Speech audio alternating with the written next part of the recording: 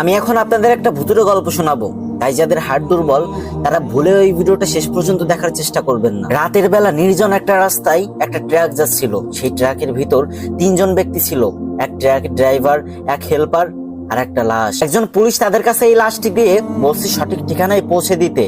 গভীর রাত, ট্রাক চলতেছে, হঠাৎ করে সামনে একটা দোকান দেখা গেল, চায়ের দোকান। ড্রাইভার আর হেল্পার ট্রাকের সামনে বসেছিল আর পিছনে ছিল সেই মরা লাশ। এদিকে দোকানের পাশে একটা ছেলে দাঁড়িয়ে ছিল ঢাকা যাবে বলে, কিন্তু তার কাছে পর্যাপ্ত পরিমাণ ভাড়া ছিল না।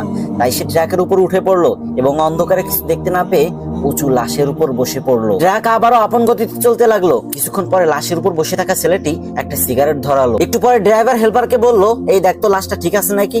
তারপর যখন হেল্পার পিছনের দিকে তাকালো তখন সে দেখতে পেলো অন্ধকারে বিড়ির আগুন উঠানামা করতেছে। এটা দেখে তো হেল্পারের মাথা ঘুরে গেল আর ড্রাইভারকে বলতে লাগলো, উস্তাদ গাড়ি থামান, দেখেন লাশে উঠে বয়ে বয়ে বিড়ি টানতেছে।